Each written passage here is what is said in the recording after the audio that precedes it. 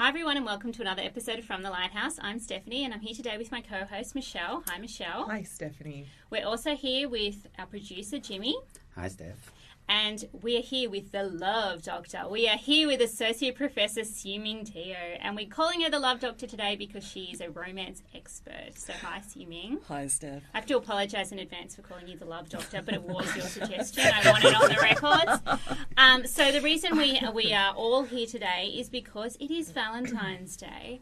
And although I disapprove of Valentine's Day as a concept because I think it was a fake holiday invented by Hallmark, I thought Can we call you the Grinch, the Valentine Grinch? The Valentine's Grinch, I am. But I thought it was a good opportunity to talk about some of literature and film and television's greatest or not so greatest love stories. And because I like a bit of subversion, I'm going to ask the Love Doctor to read a quote by Germaine Greer. So over to you, Hsu-Ming.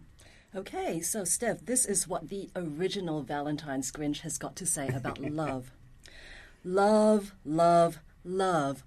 All the wretched cant of it, masking egotism, lust, masochism, fantasy under a mythology of sentimental postures, a welter of self-induced miseries and joys, blinding and masking the essential personalities in the frozen gestures of courtship, in the kissing and the dating and the desire, the compliments and the quarrels which vivify its barrenness. And that is Germaine Greer from The Female and Eunuch, celebrating love. I love that. I absolutely love that. Thank you for bringing that to us. And perhaps we might talk about whether that is an accurate reflection of the love stories that we see in the text that we're going to talk about. But now that we've started with a bit of subversion, I'm going to throw to Jimmy because he's the most sappy romantic of all of us in this room, and I'm going to ask him. He owns that. He owns it. So I'm going to ask him, why are you such a sappy romantic? And also, can you tell me about some of your favourite love stories? Well, I was thinking about that while you guys were talking. Well, basically poo-pooing the romance genre. I was trying to figure out why it is that I like it so much, and I can put it all down to one particular company or one particular studio, and that is Walt Disney. See, so I grew up watching Disney films, or Disney cartoons, I should say, and they have warped my sensibilities completely. And that's fine. I'm happy with it. So instead of Cinderella Ate My Daughter, the book about it, still in Cinderella Ate My Son. Yeah. So pretty much. So my first film at the cinemas was actually Beauty and the Beast. The Disney version of Beauty and the Beast, obviously the one where the Beast comes back to life, not the fairy tale where the Beast actually dies, which would have probably changed my view of romance if I'd encountered that story initially. But I encountered that story first, and to this day it still remains one of my favourite, if not my favourite Disney film. There's something about it that I just love. I think there's I don't know, I'm a sappy for happy endings. I do like a good happy ending, but it has to be a good happy ending. It can't be a stupid, cliche happy ending. And for some reason, Beauty and the Beast works for me. I like the mythology of Beauty and the Beast. I like the idea of people being able to change their minds and change their perceptions about other people. So this one, it's most people's, I think, fantasy, a beauty falling in love with someone who's not quite so beautiful. But then, if we look at it from a different point of view, he does become beautiful in the end, which doesn't quite work in that particular way. But I do like that idea. I like the idea that people can change their mind, change their views, and really the transformative power here is love, which is what we're talking about today for Valentine's Day. So how love can change our perceptions of other people. And in fact, another one of my favourite is Pride and Prejudice. And again, that is all about people changing their minds, changing the way they see other people, not just physically, but also in terms of their personality as well. So I do like that almost liberal sense of being able to change your mind. And I think love can do that. When you do fall in love with someone, you do change your mind about them. You may not like them from the start, but afterwards you do. Now I'm sounding like a complete sap. So No, you sound like a closet American, actually. I know, I do. I've been warped by American cinema. Let's blame the Americans. Yeah, we'll blame the Americans. Do you find, though, the Beast a bit disappointing when he becomes a man? You know what? My sister absolutely hates the Beast as a man. She said he's so ugly. Yeah. That's her first comment. She's like, oh. It was way more interesting when he was a Beast. Well, funny she said that because I came across a quote from, I think it was Greta Garbo. She first saw the Jean Cocteau version of Beauty and the Beast, which is fantastic as well. And when the beast transformed into man, apparently Garbo stood up and said, "No, give me back my beast." So she wanted the beast. She didn't want the man anymore. And I didn't have a problem with the beast turning into a man, but apparently a lot of women do have a problem with the beast turning into a man. It's a bit of closet bestiality. Yes. So should we talk about that here with three women? Did you guys have a problem with that? It might be why Shrek is also so popular. Yes. Because they stay ugly. They don't turn into these beautiful people. And it's like ugly people can find love too. Yes. Yeah, there's somebody for everybody. Yeah, and in fact, it's actually the opposite, because Princess Fiona becomes, or stays as the ogre. Yes. She started off beautiful, and she becomes an ogress, and then Yeah, she that's stays an true. ogress. That's true. And I do love Shrek as well. So no, I am a sucker for happy ever after, and the HEA, as the article called it. So yeah, that's very much. But Michelle, you're the other Grinch in this. We were trying to figure out a romance novel or film that Michelle could talk about. And we warned her no Kafka. Yeah, no. Well, the best that she could offer us was Madame Bovary. Look, no, I have been sitting here and I remembered back into my distant youth. Way back. And I must have been in primary school. So, oh my goodness, I don't know what. But I adored, and I think we've spoken about this before, I adored Mary Stuart. Oh, yes. I do remember just Mum had a collection of Mary Stuart, and the day that I reached the end of the Mary Stuarts, I do think I wondered if the world would ever be the same again, and so I went back to the start and read them again. So I think it was something about the combination of, because there was often a little bit of crime or mystery element or a bit of danger, and they were usually set in beautiful locations. She's suspense, isn't she? Yeah. So I feel as though I am going to revise my reputation as. So you're not going with Madame Bovary? No, because I think it would be misleading, because I did love Mary Stuart as a very, very young girl. But do you still? Well, I haven't read her since, so I can't. But then the other thing, and that was the movie that we both agreed that we did enjoy, was Stardust. Yes. I did enjoy Stardust, so I must have a. And that's a happily ever after. It is with a very sappy storyline, I must say, which I love. Yeah. So there you go. But maybe you need a bit of suspense and mystery and possible crime. And witchcraft. Well, and it was funny. It was, it was darkly humorous because people kept dropping dead along the way. And obviously I found that funny. Siblings kept killing each other, so maybe that was the appeal for you. Yeah, we just need a side of murder. Yeah, I agree. I think, my favourite romance novels, and studying this as an academic, the ones I enjoy reading are the ones with a good murder at the heart of it. Yeah. Yeah. You need a murder in order to get to believe the love story? Not necessarily. It's I think it's how the novel is structured. If it's just a pure romance, everything focuses on the couple, the lovers, all the things that bring them together, break them apart, bring them together, break them apart. And it gets dull. Whereas I think in most of the crime romances or the suspense romances, they're working towards a common goal. So some of the obstacles are not so irritating. Yeah, I agree. I find those the romances where there's just a romance really, like, the complications are often really clumsy or fabricated, or seem like these are things that if you just sat down and had a 5-minute conversation wouldn't be an issue, but they have to be an issue because you need some conflict to make a novel. I remember you telling me about J.D. Robb. Oh, because of this. Yes. Yeah. Because she writes, the J.D. Robb series, so J.D. Robb is the pseudonym of Nora Roberts. The Roberts books are all romances. A lot of them have turned to crime romances, but the J.D. Robb is basically a police procedural. So the romance is pretty much, they're married by the end of, the 4th book or something like that, and then the rest of it is really them working out their relationship as a married couple. But that's in the margins of the crime. Yeah, but I think the only romance novel I've read which really deals with obstacles and complications in a realistic way is Jennifer Crusoe's Fast Women. Yep. Yeah, I wouldn't say that's my favorite romance. I think it's a painful romance to read, as in emotionally painful, not grating, Yeah. Why is that? Like, did you want to talk about the novel a bit? Oh, okay, because I think this is almost an anti-romance novel. She begins with two protagonists who have been married and whose marriages are falling apart. And I think in most romances, there is the assumption that, well, even if they've been married before, it wasn't true love or it wasn't real love. And she starts with the assumption that their marriages were marriages for love. So they did love the person that they were married to, but it's just that they changed, circumstances changed, and then they fell out of love.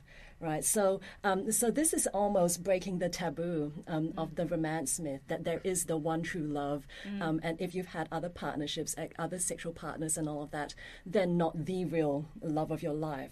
And so Fast Women, I guess, tackles all of those taboos and says, well, these are two characters, hero and heroine. They've had previous marriages. They did love the person before, but they've changed as people as they got older. And it's all about also older protagonists.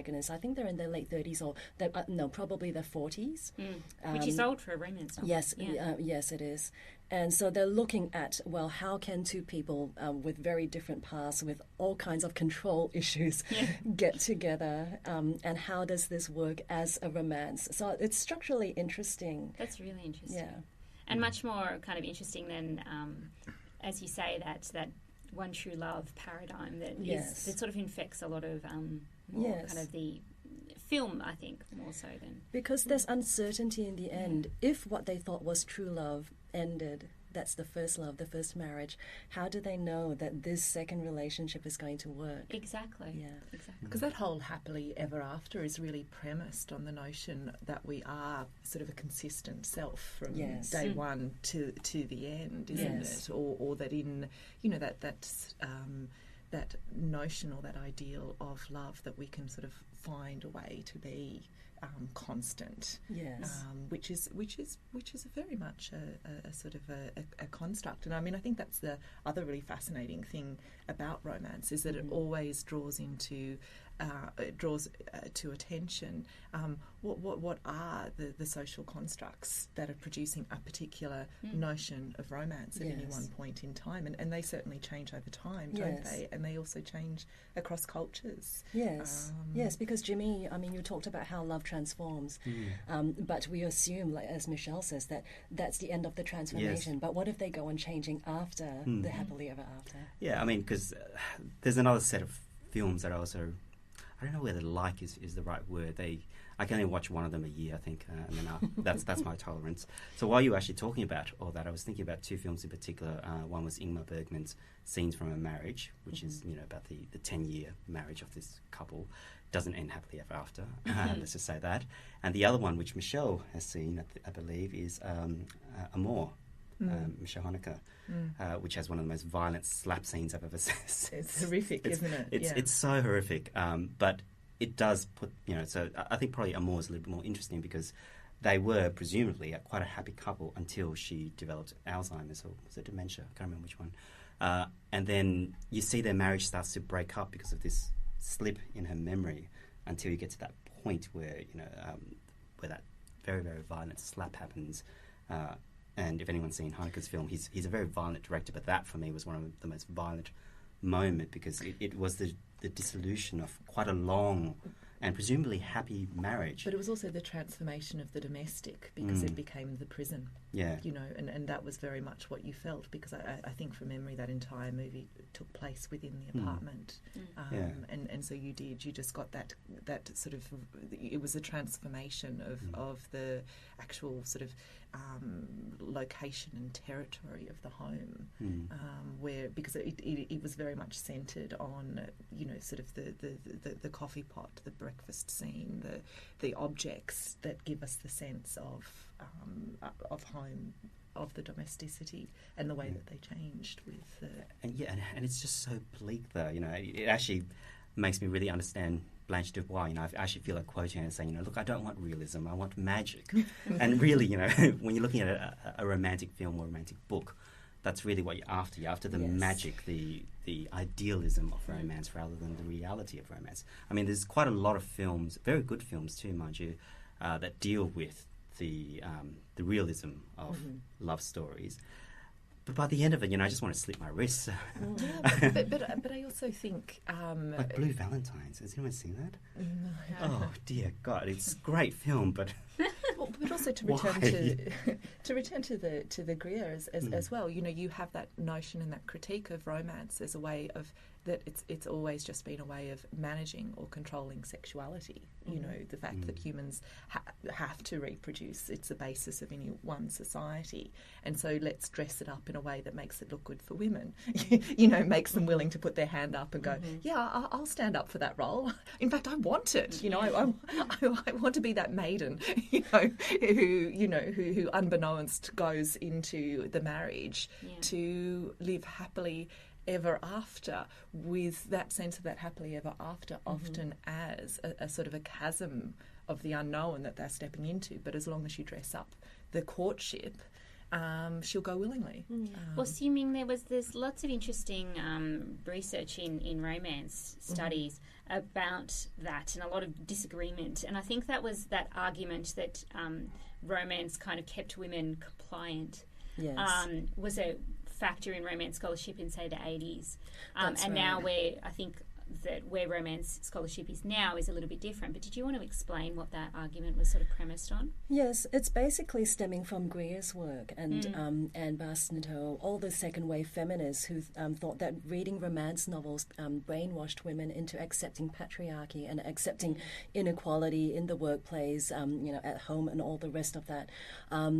There were some sympathetic feminist scholars such as Janice Radway. She thought that, romance reading is actually comforting for women because women read it. They provide nurture in the home. They themselves don't get emotionally nurtured, and so she argued that romance novels provided emotional nurturance for women readers, but she sort of tut-tutted at the end and said, but they don't provide a blueprint for revolution. And I guess it was at that point that romance readers just completely laughed at her and said, we know it's not realistic. It's precisely because we don't want to watch films like Blue Valentine that we're reading romance novels. I mean, how dumb do you think we are? We can tell the difference between reality and a book that just makes us feel good. And you're probably not looking for a blueprint for revolution in a romance novel. Or any other novel. How many novels, literary novels, how many literary novels are offering us blueprints for revolution? Exactly. Yeah.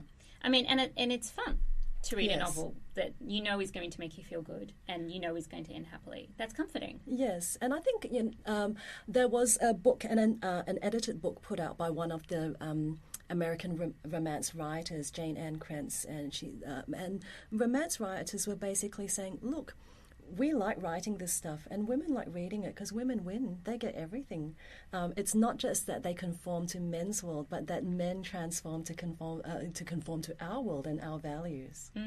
Yeah, that's a really good point. And I mean, and it's a genre that really places women at the centre. Yes. Like, it's all about women and their desires and their how they want their lives to proceed. So that in itself is feminist. And I think it's really important because, to come back to my favourite romance, Persuasion, Yep. Jane Austen's Persuasion, I'm really intrigued by the last or the penultimate scene where Anne is talking to Captain Harville about, do women love more than men, or men, do men love more strongly? And he appeals to the canon, basically. And she says, no, I'm not going to allow that as evidence because it's all been written by men. And what Austen does is so revolutionary because she gives women a voice in terms of articulating the experience of love and romance from a woman's point of view for the first time. And so that's what romance novelists do. Yeah, and I mean, and that final conversation I think is so wonderful because Anne also points out that men have all of these things. Yes. To occupy their time, Yes. to take them away from the home and the domestic and, jobs and warfare and, managing estates and all of this. But women just have to, at least at that point in history, just sit at home. Yes. Wait Yes. and think. Yes, Stephen Kern says, he's got a book, The Culture of Love, and he says that for the Victorians, love was all about waiting. Yeah, waiting around for something to happen. Yes. I'm going to put in a plug too for Jane Austen because I love Jane Austen, but I don't see her novels as purely romantic as I think has been kind of. I think Persuasion absolutely is, but a lot of people just associate Jane Austen with romance, and we've talked about Jane Austen a lot on this podcast. But what interests me is that there's not a lot of happy marriages in Jane Austen. There's horrible, really depressing visions of marriage. So she doesn't, even though she gives you a love story that is as satisfying as Elizabeth and Darcy, and there's a reason why Elizabeth and Darcy are like the romance-er couple, you know, the couple that's valorized kind of above all. But look at every other marriage in that book. Yes, but I think also love is very differently understood in Austen's time. One of my favorite confession scenes, because, you know, one of the important scenes in the romance novel is the declaration or the confession of love. And I love the scene in Emma where George Knightley says to Emma, "I have blamed you and lectured you, and you have borne it as no other woman in England has borne it." It is so lover-like. And, you know, and I think you really get a sense of how differently love is understood during that period of time, because this is proof of his love, and he sees her as worthy of being loved because she's put up with her lover's scoldings. Yeah. And she's sort of met with him and like given it back to him as well. So there is a more kind of egalitarian relationship set up there. But sorry, I was just going to say that got me thinking about the confession scene in Pride and Prejudice, where Darcy confesses to Elizabeth for the first time, and she scorns his confession. You know, it's almost in that particular scene, the woman has the power that she rejects him, and in fact, he was very hesitant even at the end to confess again until he was sure that she was willing to accept his confession, you know, second time. I mean, that is an extraordinarily poor confession. It was a very Your poor family confession. is awful, but I'm going to raise the bar. What does it say? You know, against my better judgment, or against my wishes, against every fibre of my being, you know, I must confess that. Yeah. And she's like, "Yeah, great." Despite all of the negatives about you. It actually reminds me of another film, which wasn't a very good film, but it had a great line in it. It was considered the worst proposal ever. What was the film? I've forgotten now. It's got Renee Zellweger and Chris O'Donnell in it. And he basically takes her to this fancy restaurant, gives her a ring and says, "You win." I love that. And she says, "You win?" She's like, "Is that a proposal?" He's like, like, either shit or get off the pot. And she's like, "Did you really just say shit or get off the pot?" And so for me, that was one of the best, worst confession scenes ever. Oh my God. But well, that ties back nicely to Hsu-Ming's point about like women get it all. Yes. But that reminds me of another trashy romance novel that I read where I was very amused by the declaration that's what it's called. scene. So this is Linda Howard's Mr. Perfect, and it's about a group of women who write a list of the perfect qualities they want in a man, and they start off with really nice, he's got to be kind, nice, compassionate, and all of that, and then like he's got to have a 10-inch dick. Anyway, so the hero's a cop, and traumatized. And the declaration or confession scene comes in after the first time they have sex, and he sort of rolls off her and goes, "Shit." And she's going, "Shit, is that it?" And she's really outraged. And he's going, "Now I've got to marry you." and so it's similar. But then he starts to tell her all the things that he really likes about her and that made him fall in love with her. She's rude. She swears a lot. She's irritating. She's eccentric. She's funny, and all of this. And it's really interesting to compare that with I guess with Pride and Prejudice or any of the Austen declaration scenes, because it's completely the opposite in terms of manners and the restraint of sexuality. But both of them, I guess, underline the importance of the disclosure of the self. You've got to analyze how you fell in love, all the qualities, all of those kinds of things, in order to achieve intimacy. So the romance is never just about love. It is about, how do we really know each other enough for intimacy? Yeah, well, I mean, the modern sort of reappropriation of the Pride and Prejudice story, which is Bridget Jones's Diary, has the confessional scene in a very similar way. I mean, what changes Bridget's mind about that particular Darcy is that he says, I like you just as you are, not but this, but that, but he actually says that line, just as you are, which is the line that haunts her over and over again. She sort of said, she's had people like her for a different reason, but never just as she is. And so, yeah, it kind of got me So thinking. Billy Joel. Yeah. I love you just the way you are. That sap in me just went, just love it. Yeah, look, no, I think especially the fact that we've been talking about Jane Austen and sort of more historical romances as well, it's really, I think, a moment to sort of take stock of the degree to which marriage has been contractual, and the degree to which, sort of love hasn't always, or, doesn't always centre around it. And I was thinking of Armadale. Wilkie Collins, Armadale, because she keeps trying to drive that point home. It's it's like a little, it's like a little guilty needle that she likes to jab into me every now and then. Remember that book, Armadale, that I love. He told me to read it, and he was going to read it, and I read it, and he didn't. I've been very busy. I haven't read it, so what is there? I think what I love about it is that it's a very convoluted plot involving sort of lots of impossible coincidences, like two sons who are sort of equally share the name Armadale. But the thing that I adore is that the protagonist is actually this gorgeous, flaming sort of redhead Lydia, who is well in her 30s, which in that time you can sort of go, no, my gosh, sort of not well in your 30s, who manages to pass herself off as someone in her 20s in order to seduce the two brothers, depending on which one is going to inherit. And so you just get this... Well, there you go. I don't have to read the novel anymore. Yeah, well, no. I tell you, that is only the very basic plot line. But I think the extremes that book goes to, and where the book does end up, I won't, now that you've mentioned it, sort of spoil the plot.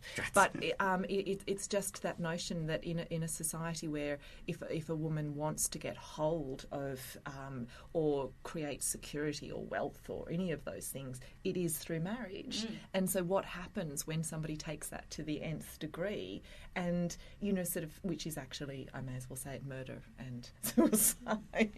But it is that wonderful exploration of what does one do, and what is one willing to do in order to achieve one's goals. And I think because we are given a glimpse into her, and I think that is what's fascinating, isn't it, when you're given a glimpse into sort of the thinking processes and the inner world of those characters. And Wilkie Collins does that. He gives us her diary entries. And so you do have this wonderful inner conflict, and so this really sort of knowing, marvellous villain who, I think is my hero. Yes, I promise we will do a podcast on Armadale once I'm done. I will read it too, I promise. But I think that's what's interesting about Austen, to go back to the point that Hsu-Ming made earlier, is that this is the point at which marriage is at least notionally shifting from contractual to effective. So even though we have a lot of marriages in Austen that are contractual, that are based on shoring up money and all that, we do have this idea that the marriage of the companionate marriage is going to become increasingly important. And so I don't think it's any kind of coincidence that Austen is seen as like the mother of romance, even though there's a long history of romance writing that predates Austen. How did you guys feel about Mansfield Park? Because I was just thinking of the there's a scene in there where I can't remember her name now. Fanny Price. Not Fanny Price. The mother, Fanny's mother. Oh, she said, remember, she said she married for love. Yeah, and then look what happened. Drunk. And, her husband became drunk, and I just thought that was quite a bleak moment, even though it does end. That's why I think you're right, Steph. I don't think Austen is romantic in the way that a lot of readers think she is, because quite often love is not enough. Yeah. And she does this balance very clearly between affect and interest. So it's not just contract, but, okay, you love somebody, but do they have enough income to keep to give you your happy ever after? Exactly. Right.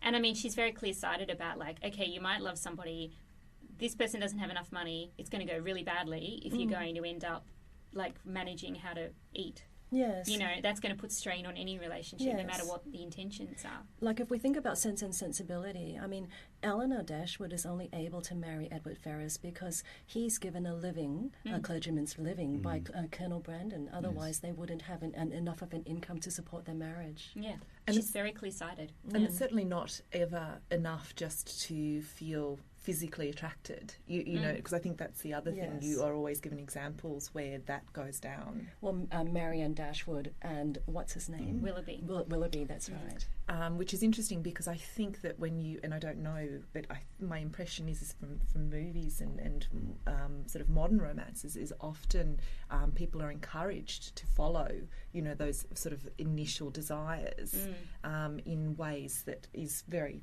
sort of indicative of a particular time and its priorities and values and all of those sorts of things that, you know, it's because it's quite an indulgent thing to do. Is I feel this way, so I'm going for it. You know, Yes. whereas I think Austen has a far more pragmatic view in the understanding that you need to also connect on an intellectual level and be each other's match Yes. on more than just a physical level, which I think is. You know, I think that's very savvy, isn't it? You know. Yeah, and I mean, if you look at something like Mansfield Park, I mean, I personally really love that novel, but I don't at all care about Fanny and Edmund because I think Edmund is boring. But I don't think that she asks us to really invest in that as a relationship. I mean, if you look at the end of the novel, she doesn't narrate their declaration of love at all. She just says, "Oh, you know, he got over Mary Crawford in the time that you could be expected to get over it, and then he naturally, you know, looked around and saw Fanny and fell in love with her, and she was then happy." And she doesn't give you any of that. She doesn't give you any romantic payoff. She doesn't let you see that moment. She doesn't let you see, you know, how. I mean, she almost has a go at him in the way that she narrates his shifting interest. Yes, and that's because during that period of time, people don't trust romantic feelings. I mean, and, you know, now it's like what you say, Michelle, it's all about following your heart. It's all about the prioritizing of passion, you know, desire, romantic feelings and all of that.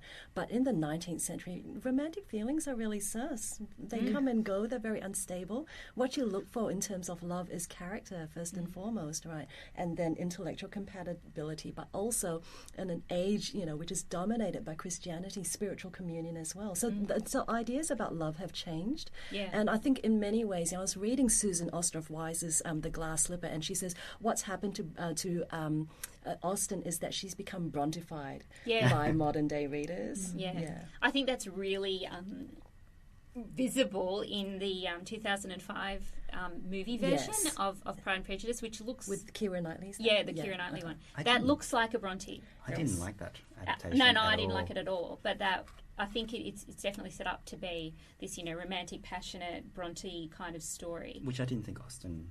Well, she's not. No, it's, that's not how I envision. For me, Pride and Prejudice is the BBC one. Yeah. With Colin Firth. That's. But it is that overlaying of one particular, you know, sort of set of social values on another, isn't it? And I mean, that's always and our sort of, understanding of like a passionate love connection. Whereas you're always intrigued, I think.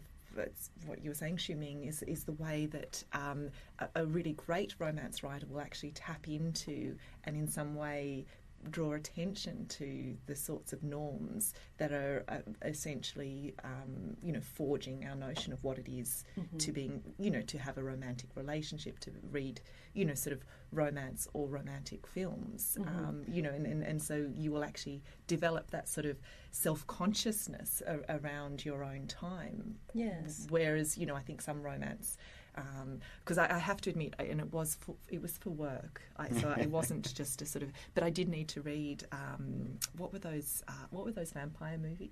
Twilight. Twilight. Yeah, I did need to read one of those for a research assistant job, and you know, so it was sort of against my will. But what you sort of noticed with that was just that unproblematic sort of acceptance of, you know, I feel love, I follow it, and you know, to the nth degree. And also, I think the thing that sort of struck me was how it seemed so central that it was that first love as well. Which, given the fact that I think the readership was largely sort of middle-aged women, married women, with children and things like that. No. I don't know. I don't know who it was. But, whereas I think a good romance will actually sort of draw attention to the sorts of ideas so that you have that self-awareness around what your particular time is doing or the degree to which, say, for example, American culture infiltrates, sort of your notion of what is sort of romance, and that's always... that's interesting because I recently, one of my other addiction is YouTube, and I particularly like Watch Mojo. They do these top 10 lists on YouTube, and one of the things, a recent list they did was the top 10 movie genres that have become extinct, that have died out. And they've listed there quite high up as one of the genres that have disappeared, the rom-com, the romantic comedy. Mm-hmm. They said that was a product of the 90s. It was hugely successful in the 90s when I was growing up, obviously. Hence why I'm so warped and sappy the way I am, because I grew up on rom-coms. But apparently it's not that profitable anymore. People don't make rom-coms anymore. And if I think about the romantic films now, they tend more to be dramas, romantic dramas. There may be a little bit of comedy. There's a lot of eroticism happening at the moment. So with 50 Shades of Grey and all that, I haven't seen or read the book, so I can't comment on any of that. But there is now a movement more towards serious romantic film as opposed to light maybe that was film. Because of the infantilization of the heroine and the 90s rom-com, because if you compare them with the 40s, like with Catherine Hepburn, for example, I mean, you've got adult women, who are very smart, sassy, and all the rest of that, and you can understand why people fall in love with them. I look at something like Kate Hudson, I'm sorry. And I don't understand why anybody will fall in love with her. But I also wonder if it's about a sort of a bigger world picture too. I mean, in the sense that there, and I was thinking at that time when you were talking about, the way that when you have romance and crime together, there's a sort of a decentering of the couple and of the romance, or it takes its part within the whole. And, there is something, I think, very self-indulgent and sort of navel-gazing about those rom-coms of the 90s that I don't think works in a world where we're so conscious of, sort of the divide, the sort of, refugee crises, all of the sorts of things that are happening that may not actually find their way directly into the content of the romances and the Hollywood productions and things, but do actually shape the sorts of stories that we're accepting as viewers.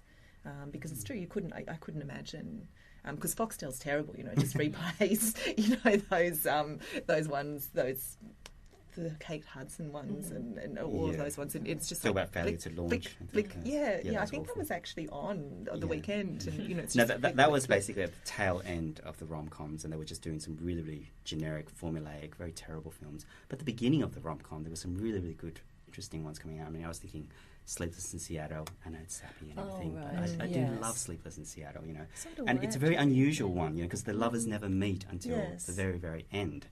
They almost have this connection. Yeah, it was absolutely wonderful. And email was early on. I mean, it was early on. Like you really did hear that bing bong and the flag going up. And in fact, there was another one later on, which coupled them together again, called You've Got Mail. About two people who were enemies in life, but were lovers through emails, but they didn't realise that, and then one of them discovers the identity of the other, and then there was a sort of a shift in mind. But a lot of those films actually harked back to the golden age of Hollywood. So, Sleepless in Seattle went back to An Affair to Remember. You've Got Mail went back to Little Shop Around the Corner. So, and even when Harry Met Sally, they've got the scene where they're both watching Casablanca. So it's always going back to that golden age of Hollywood, where we had different types of representation of male and female dynamics as well. I agree with Hsu-Ming. I love the old kind of 40s screwball kind of rom-coms, like the Philadelphia Story. That sort of thing. The Catherine Hepburns, the Carol Lombards, because they always seem to have something beyond the romance going on to get back to the charismatic. I love Mae West. Yeah, like and there was always like a thing that they were trying to do, rather than just the romance. And the romance came out of their like being in the same place and doing the same thing, but it was always something else. And like I'm thinking too about the this is really old, the Thin Man series, old detective series with William Powell and Myrna Loy, where they had that the two detectives, right, and they solve crime with their dog. And they were such great films because, again, it's about the crime and about their kind of mutual. They're married, and they have like this mutual enterprise of solving crimes. And it's rom-commy, even though the point is not to get them together because they're already together. But they've got something else going on, which is these screwball crimes and their hard drinking, and it's all fabulous. Well, I was actually thinking about another film and also book which is consistently ranked in the greatest love story of all time, although when I think about it, it's not really that much of a romance, which has Gone with the Wind. And I've had a very long history with that because I read that when I was very young. This is why I'm so warped. I did too, but I'm not warped like you. Oh. Who knows? Or perhaps, Jimmy's unwarped. This podcast should be renamed Stephanie Has a Go, Jimmy. I know. You're just emotionally healthy. Yeah. Believe in Optimist. optimism and all I am that, an which is optimist. really great. Anyway, go on. Yeah. But no, I was thinking with Gone with the Wind because when I first read that, I actually didn't like it as much as I thought I would have, only because it didn't end happily ever after. And I didn't actually like Scarlett O'Hara that much as a character. I was actually always for Melanie. I thought Melanie was just. She's so boring. I knew you were going to say that. I'll be But as I've gotten older, I've actually begun to appreciate Scarlett as a character a lot more. And in fact, by the end, I actually don't really want her to be punished as harshly as she seemed to have been by the end. I did read a review once that I thought was quite funny that they said that by the end of it, after everything she's gone through, disillusioned with love, she's turned to real estate. Because she always was more interested in real estate. Well, there is a Pride and Prejudice connection there, right? With Elizabeth Bennet, mischievously suggesting that she first fell in love with Mr. Darcy when she saw the beautiful grounds at Pemberley. Yeah. Logical, really. I mean, come on, it was a really nice estate. And he proved his worth by being a really nice manager. Like he's like he's manages good to his tenants. He's good to his servants, he's good to his tenants, he manages the estate really well, and that's an indicator of how good a dude he actually is underneath all of the gruff kind of exterior. So, the way to a man's heart is through his stomach, the way to a woman's heart is through real estate. That's right. There is actually, I think some feminist wrote a book called Romance and the Erotics of Property. It's like I should read that. Steph's like, what's the name of that author again? So that actually brings me on to what I wanted to also talk about, which is romances that don't work for you, that you hate, or that irritate you, because I have a real problem with Jane Eyre. I don't find it at all romantic because I hate Mr. Rochester. I think he's a bully and horrible. And I can never go along with the romantic fantasy of Mr. Rochester because he treats Jane Eyre terribly through that entire book. Like, come on, dude. You're proposing to this woman. It's Mrs. Rochester in the attic that does it for me. I can't quite, You what does it do very to you to have a well. what does it do to you as a human being to have somebody that you were once married to up in your attic? But did White Sagassa influence your view of Jane No, Eyre? I always hated okay. her. Well, I was shocked as a child when I read that. Yeah. I couldn't believe that she could just burn to death. Yeah. I mean, I was just like... One woman's happiness at the expense of another one burning to But I death. was actually shocked at myself because I had that moment, that doubling moment, and I was actually very young when I read it, and I didn't read it again because I found it so upsetting, was that I had that moment where I caught myself wanting Mrs. Rochester to burn. And then I thought, Michelle, that's a terrible, terrible thing to want for anybody. And then I thought, this is a terrible, terrible book. Because I thought, how can you have a happy ending when somebody's burnt to death in a small room where they'd been kept for a long, long time? I mean, that's like a huge red flag. Like you're the guy you're in love with, locks up his wife in a room and, flirts with you and proposes knowing full well he's already married. Come on. And then, he does things like dress up and kind of trap her into, dress up as a gypsy in order to get her to say things about how she feels about him. I'm like, this really isn't cool. Disturbed. Yeah. But also the suggestion that I think was implicit that one ought to feel sorry for Mr. Rochester for having this terrible burden up in his attic. Yeah. And I mean, this is all like a very kind of 21st century interpretation. So I think that, if you were Charlotte Bronte, I think you'd be thinking, isn't it terrible that he's saddled with a mad wife? So I think we're also bringing our kind of... Well, it's a tragedy of not... I think it's a tragedy of the time when, first of all, I mean, you can't just divorce That's right. Because there isn't that option. If you make a bad marriage, you so can't there's get a out real of it. and there's a real acknowledgement of the fact that you can live with impossible conditions because there's a society that won't allow you to do anything about it, and that comes down to sort of very much the spiritual side of things in terms of everyone agreeing that in actual fact sort of one life, one wife sort of thing, unless she's dead or you're dead or whatever. So she's certainly tapped into that. But I think that moment was too much for me. So, are there any other romances that really irk you? I was actually racking my brain, and I can't think of any that I feel so passionately about. I mean, there's a lot that I don't like, but nothing that I feel particularly passionate. There is one song that I feel particularly passionate about that shouldn't really be considered a love song, even though people love playing it at weddings and think it's the best Valentine's Day song, which is what's that song? Ed Sheeran's "Thinking Out Loud." There's a line there there's a line there that I just absolutely detest. It says, "Darling, I'll be loving you till we're 70." What, and then it stops? Exactly. That's my point. Oh, 70 now. Exactly. And people are like, it's such a romantic song. It's like, till we're 70. So what happens after 70, for God's sake? Very precise. Well, maybe when you're in your 20s, you think you never get to 70. Maybe it's a metaphoric 70, like maybe it's not so even that doesn't work for 70. me. It's just like, what's the biggest number I can think of? I almost 70. I always feel like I'm thinking, okay, well, I'm now 65, I've got 5 years left, and then that's it.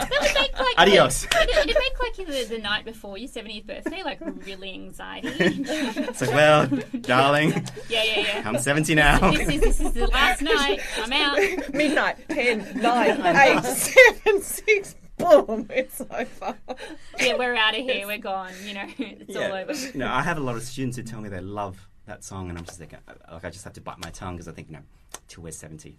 So don't say it. Come on, Jimmy, say it. And so that's about the only thing. I hate things like that. I hate things that are seemingly romantic, but are absolutely rather idiotic or inane. So they're the only thing. But I was actually thinking also, this might be a little bit of a cheat. I don't think it doesn't work for me, but it balances out the. I've got a bit of a duality, so there's a sappy side of me which really loves the sappy stuff, and then there's a very dark side of me which loves serial killer, which we've talked about in different podcasts. Yeah, so people have known about that really dark, terrible side, and then this really sappy romantic side. So fortunately, I'll never be a you psychopath. You contain multitudes, Jimmy. Multitudes, plurality. Yeah, love that. Yeah. But a book and also a film that sort of deals with both aspects of it, which I think really encapsulates this idea, is atonement. So for me, I love the idea of really, it's quite depressing when you think about it, but happy endings can really only occur in fiction. So the lovers can really only ever be together when she writes it that way. In reality, they don't. In reality, they die and have a terrible ending, and justice is never met, and it's amore sort of exactly. So material, I think the film and the book does work for me because it does have that double ending, so to speak. You can look at it either way. It could be seen as if you want the happy ending, you have to go with the fictionalized account of the happy ending. But if you want the real ending, it's not going to be so happy. Do you know what? I just suddenly thought of a book that did sit with me forever. Love in the Time of Cholera. Because that image of those two, those two floating down. What was the terrible disease that was? They're on the boat floating down the river, and they're both well in their. I think they're in their. Is it their 80s or their 90s? But the description of their skin is such that you have this very, very, very clear image of just how sort of shriveled up they've become. and she has this moment where she says, "Oh, sort of the thought of having sort of sex at this age, all this sort of thing. What are we going to have to do?" But she agrees to go with him down the aisle, and so they lie on sort of side by side with these hands, sort of touching, and as they float through, sort of a cholera-filled landscape. Oh, that does appeal. You're very dark in the poetry. I know. Well, it is that counter, sort of that. There's your happily ever after. Yeah. Because the guy didn't have her his entire life, but he waited patiently for her. He was in love with her when they were both sort of 16 or 17, and she married a doctor and property, as you do, and had a very full life with children, and then her husband dropped off the ladder and dies, and then this guy thinks, oh, wacko, knock on the door 60, 70 years later, and then just through sheer perseverance, they do end up on a boat floating down the river in the time of cholera. We have almost run out of time, so that we don't end on that cholerific note. Does anyone else have any? No, that was very interesting. But does anyone else have any romantic books or love stories or whatever that they'd like to recommend for our listeners just before we go? If you need a second to think, I'm going to say Georgette Heyer. Because I don't need any excuse to talk about Georgette Heyer. I think she's wonderful. She writes really psychologically convincing love stories, and they often have got a mystery kind of element to them as well. Things like The Convenient Marriage, The Toll Gate, The Reluctant Widow have got something else going on besides the sort of central love story. And also she's really funny. I was just rereading Regency Bark, actually. And there's a whole running story about how the heroine's younger brother is 19 and he's fallen in love, and everyone's waiting for him to, like, get sick of his fiancée because he is 19, and she says, oh, well, they've been in love for 6 months, so it must be true love, because 6 months at 19 is a long time. And she's just so funny and witty. So, yes, read Georgette Heyer. Anything else you'd like to recommend? I think for me, it's not so much romance novels. If I think about me getting really, really sappy, Jimmy, it's actually Shakespeare's sonnets. Nice. Let me not to the marriage of true minds admit impediments. Love is not love which alters when alteration finds. Just love that one. It's not about the beautiful. It's not about the standard beauty and all of that. And that's the thing, I guess, that's not covered in love stories or in romances. People who are old, Michelle, and people who are really overweight. Why did you point at Michelle when you said old? Simply because she'd been talking about love in the time of cholera. The people who are poor, who are without resources and all of that. And, and I think, in many ways, I guess, if I think about it, probably the love sonnet does it for me, because it's just that emotion and an ideal without the narrative. You don't have to think about whether it ends happily or not. Yeah. And even, and he does run the whole gamut, even, what is it, that time of year thou mayst in me behold when autumn leaves on none of you do hang. And it's about old love, So I think for me, probably, it's not a novel, it's Shakespeare's love sonnets. That is an excellent suggestion. I love that. Anything else? William Carlos Williams, The Ivy Crown. That's another one that's really beautiful. Yeah. Yes. Where you do have that sense of old, sustained love, but you have the metaphor of having gone through the briars, and sort of the ivy crown is not an easy crown to wear. Yes. So there we go. Yes. I like that. Jimmy, any other Well, recommendations? I'll put in a plug for a film that I saw at the Sydney Film Festival last year, which this year has been nominated for Best Foreign Film. It's I'm going to forget the country now, Romanian, I think, film. It's called On Body and Soul, and it's about a woman who's autistic who falls, and a man who has a crippled arm due to some accident. And through some sort of coincidence, they discover they've actually been sharing a dream, like literally a dream together. Every night they're having this dream about two deers, and he's the stag and she's the female deer, and they're walking together in this forest, and their dreams continue in this strange narrative. It's one of the most bizarre films I've ever seen, and yet it sounds absolutely ridiculous, but you have to watch this because it is just superb. Jimmy has reduced the rest of the panel Yeah. to hysterical laughter. It's like, if I describe it, it sounds absolutely ridiculous, and when you watch it, you will laugh because it's so funny, and I think it is also intentionally funny as well. Like, they get to some of the most ridiculous scenes, but it actually works for some bizarre reason. I can't figure it out, and for me, that's the magic of this film.